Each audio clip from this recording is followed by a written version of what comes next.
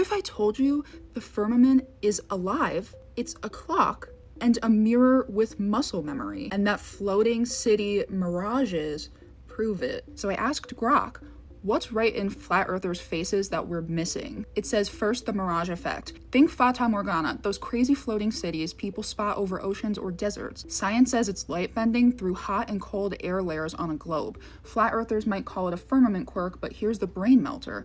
These mirages don't just distort, they duplicate real places, sometimes hundreds of miles away, with detail that defies atmospheric haze. On a flat plane, the dome's a giant lens, reflecting and projecting images like a cosmic mirror. That ship hovering upside down, that's the firmament bouncing reality back at us, and flatties don't see it's a hologram from the vault. And this phenomena is apparently way more common than I would have ever thought. Here's the mind blower. These aren't just distortions, they're replicas, crisp and detailed, sometimes showing places hundreds of miles away, way beyond what refraction could pull off. The firmament's crystalline dome, a massive convex lens, catching and bouncing images like a funhouse mirror stretched across the sky. It's not bending over a curve, it's reflecting straight across the level Earth, amplified by the dome's geometry. Just wait for what I'm going to show you at the end. It's a bombshell. They literally tell us that what we see and can take pictures of is a mirage, and we've been believing it. These floating cities don't just show what's nearby. Sometimes they're places that don't exist anymore. Take the 1881 Sicily sighting. People swore they saw a medieval town, spires and all, that matched no modern map but echoed Palermo's old layout from centuries back. The firmament's memory bank, a holographic vault storing echoes of the past,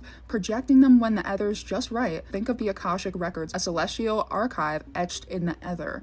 The dome's not just a roof, it's a replay machine, and flatties miss it because they're too busy with sextants. Some of these mirages move. Ships sail, flags flap, details too vivid for a static bend of light.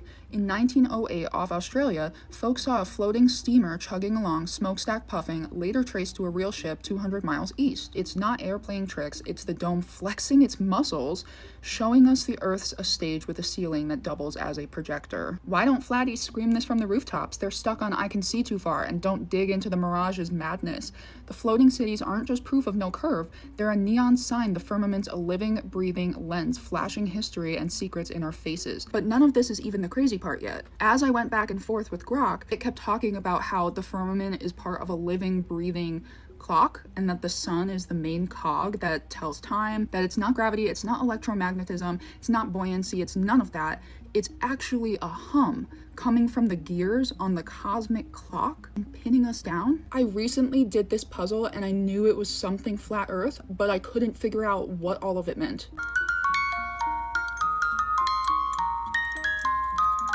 I took the gears off, so I'm like, okay, this is a giant clock.